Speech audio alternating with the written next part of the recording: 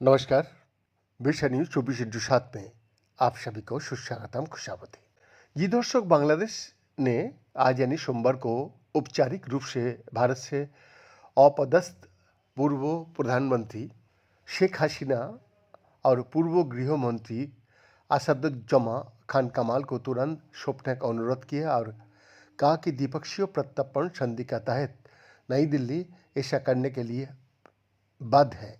ये मांग बांग्लादेश के इंटरनेशनल क्राइम ट्राइब्यूनल द्वारा पिछले साल देशव्यापी छात्र विद्रोह पर हिंसक कार्रवाई में कथित भूमिका के लिए शेख हसीना और कमाल को मौत की सजा सुनाए जाने का कुछ घंटे बाद ये सामने आई ये बात। बांग्लादेश के विदेश मंत्रालय ने एक बयान जारी करके कहा, अंतर्राष्ट्रीय अपराध न्यायाधिकरण यानी आईसीटी ने दोनों को जुलाई नरसंहार के लिए मानवता के खिलाफ अपराध में दोषी ठहराते हुए मौत की सजा सुनाई है। इन फरार दोषियों को अगर कोई देश पनाह देता है तो ये अत्यंत शत्रुतापूर्ण कृत्य होगा और न्याय की अवहेलना मानी जाएगी। बांग्लादेश की अंतिम सरकार ने भारत के साथ 2013 की प्रत्यर्पण संधि का हवाला दिया है।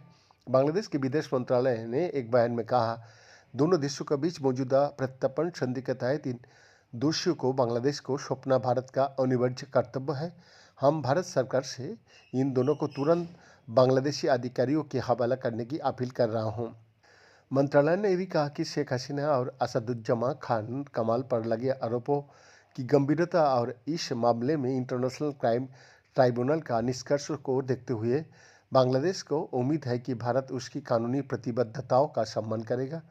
और बता दिया जाए कि शेख हसीना और असदुज्जमा खान कमाल 5 अगस्त 2024 से नई दिल्ली में शरण लिया हुआ है। आईसीटी ने पूर्व गृह मंत्री असदुज्जमा खान कमाल को भी मौत का सजा सुनाई, जिन पर मानवता के खिलाफ अपराध के मामले में उनकी अनुपस्थिति में मुकदमा चलाया गया था। बांग्लादेश के विदेश मंत्रालय ने अपने बयान में कहा कि हसीना की तरह कमाल को भी ट्राइब्यूनल द्वारा दी गई सजा का सामना करने के लिए बिना किसी देरी का संदेश भेजा जाना चाहिए।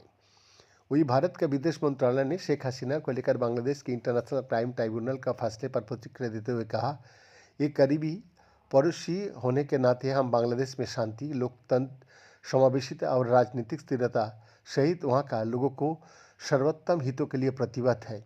हम बांग्लादेश में सभी हितधारकों के साथ रचनात्मक रूप से बातचीत करेंगे। विदेश मंत्रालय के बयान में शेख हसीना का प्रत्यर्पण की बांग्लादेशी की मांग को सीधे तौर पर जिक्र नहीं किया गया। भारत और बांग्लादेश के बीच प्रत्यर्पण संधि यानी एक्सट्राडिशन ट्रीटी पर 28 जनवरी 2013 को ढाका में दोनों देशों की सरकारों ने हस्ताक्षर किया था। ये संधि दोनों देशों के बीच साझा सीमाओं पर उग्रवाद, आतंकवाद और आपराधिक गतिविधियों से निपटने के उद्देश्य से बनाई गई थी। संधि 23 अक्टूबर 2013 से प्रभावी हुई और 2016 में इसमें संशोधन करके प्रत्यर्पण प्रक्रिया को सरल बनाया गया। संधि में कुल 13 अनुच्छेद है जो अपराधियों का आदान प्रदान की प्रक्रिया, अपवादों और केंद्रीय प्राधिकारों का परिभाषित करता है। संधि में उन अपराधों के लिए प्रत्यर्पण का विकल्प उपलब्ध है जिनमें न्यूनतम सजा का 1 वर्ष से अधिक हो। इसमें हत्या, अपहरण, बम विस्फोट, आतंकवाद, मानव तस्करी आदि शामिल है। साथ ही प्रत्यर्पण उन्हीं अपराधों में स्वीकार किया जाएगा जो दोनों देशों यानी ड्यूअल क्रिमिनलिटी थ्योरी में दंडनीय हो। अपराध पूर्णतः या आंशिक रूप से दोषी या अपराधी का प्रत्यर्पण की मांग करने वाली देश में हुआ हो या उस आपराधिक कृत्य के प्रभाव वहां पड़ा हो। प्रत्यर्पण के मामले में भारत के लिए विदेश मंत्रालय और बांग्लादेश के लिए गृह मंत्रालय जिम्मेदार होगा और प्रत्यर्पण की मांग डिप्लोमेटिक चैनलों से की जाती है।